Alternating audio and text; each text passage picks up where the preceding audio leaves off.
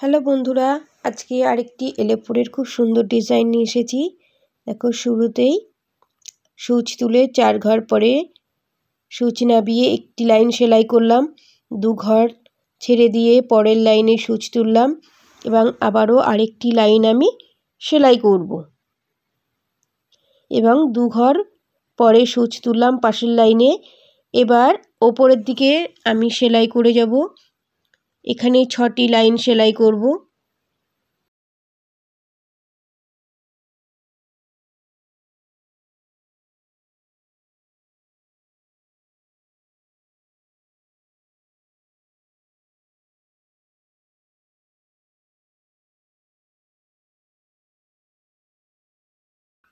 আমার 6টি লাইন সেলাই কমপ্লিট হলো।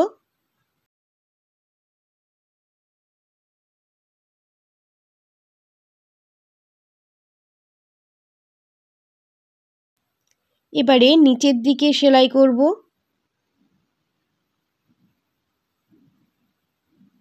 এখানেও 6টি লাইন সেলাই করব।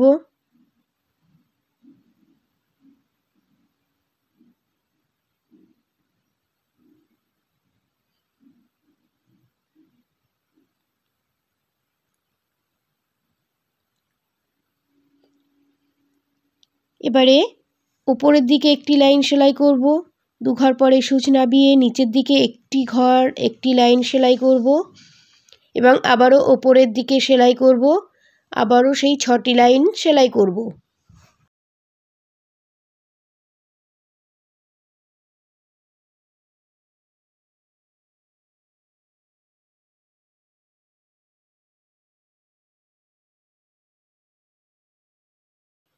আমার 6টি লাইন সেলাই কমপ্লিট হলো। এবার নিচের দিকে আবারও 6টি লাইন সেলাই করব। এই রকমভাবে জিগজ্যাগ একটি লাইন প্রথমে সেলাই করে নিতে হবে। এই সেলাইটি আসনের যে কোনো জায়গা থেকে শুরু করা যেতে পারে।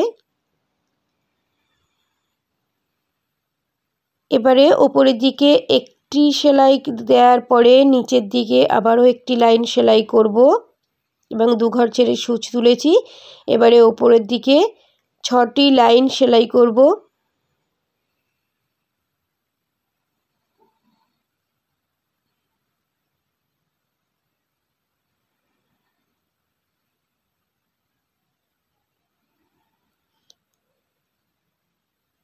এবারে নিচের দিকে 6টি লাইন সেলাই করে যেতে হবে। দেখো, আমি কয়েকটি জিগজ্যাগ লাইন সেলাই করে নিয়েছি। অনেকটা দেখতে ইংরেজি ভি বা এ অক্ষরের মতো লাগছে। এইবার একদম শেষের দিক থেকে আমি সেলাইটা শুরু করলাম। প্রথমে একটি লাইন, ওপরের দিকে আরও একটি লাইন এবং নিচের দিকে একটি লাইন। দেখো, লাইট টিয়া কালারের উল দিয়ে আমি প্রথমে সেলাই করলাম 3টি লাইন। এবারে গোল্ডেন ইয়েলো কালারের উল নিয়েছি। প্রথমে 3টি লাইন সেলাই করলাম ওপরের দিকে। এবারে নিচের দিকে 2টি লাইন সেলাই করব।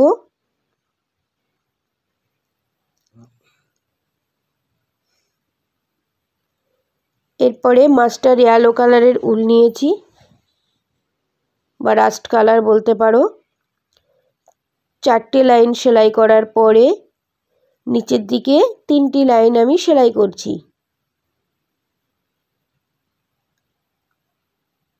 আবারও গোল্ডেন ইয়েলো কালারের উল নিয়েছি। এখানে 5টি লাইন প্রথমে সেলাই করব। সেলাইটি ওপরের দিকে যাচ্ছে।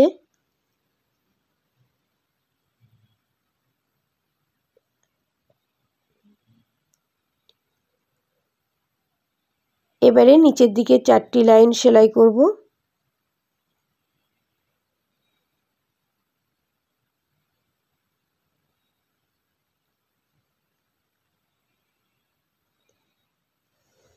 এবারে শুরুতে যে কালারের উল দিয়ে সেলাই করেছিলাম সেই কালারের উল দিয়েই এই হলুদের পাশে সেলাই করে যাচ্ছি। প্রত্যেকটি হলুদ সেলাইয়ের পাশে পাশে করছি। এখানে 6টি লাইন সেলাই করছি। নিচের দিকে 5টি লাইন সেলাই করব।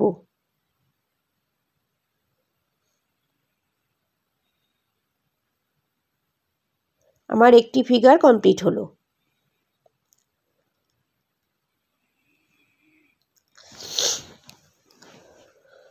এবারে ডিজাইনটি যেভাবে সেলাই করেছিলাম রিপিট হবে। এবার ওপরের দিকেও সবুজ কালারের উল দিয়ে 3টি লাইন সেলাই করছি। ঠিক একই রকমভাবে নিচের দিকেও এই সবুজ কালারের উল দিয়ে 3টি সেলাই করে নিচ্ছি।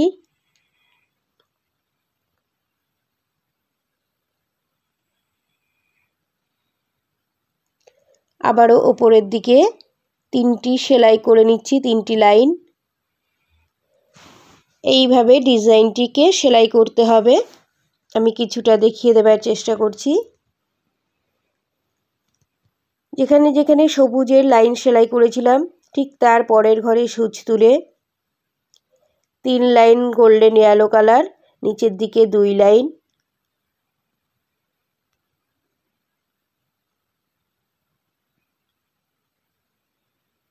একটি লাইন ছেড়ে দিয়ে একটি লাইনের গ্যাপ ছেড়ে দিয়ে আবারও ওপরের দিকে প্রথমে 5টি লাইন সেলাই করব।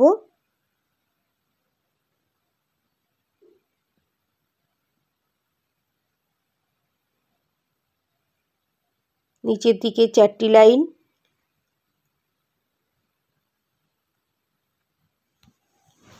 এরকমভাবে প্রত্যেকটা সবুজ সেলাইয়ের পাশে পাশে একই রকমভাবে সেলাই করে যাব। যেহেতু একই কালারের উল দিয়ে করছি তার জন্যে মাঝের একটি লাইনের গ্যাপ ছেড়ে দিয়ে আমি সেলাইটাকে কমপ্লিট করে নিয়েছি।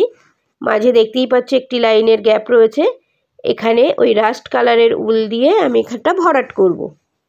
দেখো এক লাইন ছেড়ে আমি সেলাইটা শুরু করেছি। ওপরের দিকে প্রথমে 5টি লাইন সেলাই করব,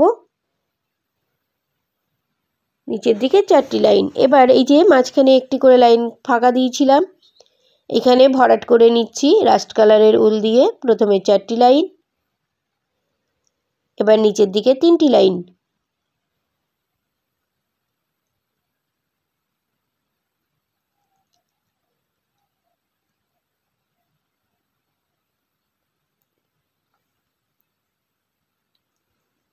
এবারে শুরুতেই 6টি লাইন,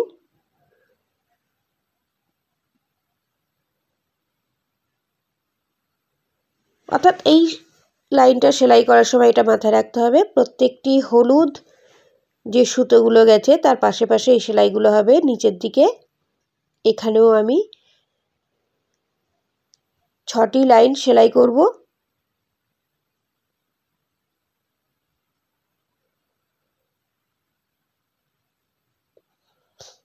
তাহলে নিচের হলুদের লাইনের সঙ্গে এটা মিলে যাবে এবং আস্তে আস্তে দেখা যাবে শুরুতে যে লাইনটি আমি সেলাই করেছিলাম সেই লাইনটি এসে দাঁড়াবে।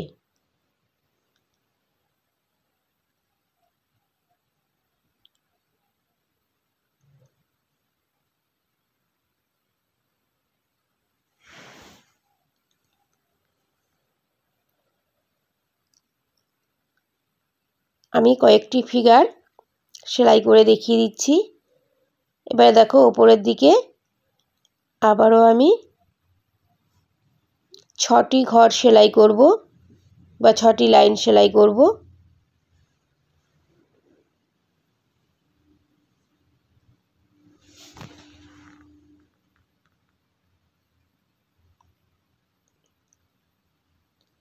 নিচের দিকেও 6টি লাইন সেলাই করব। 3, 4, 5 এবং 6।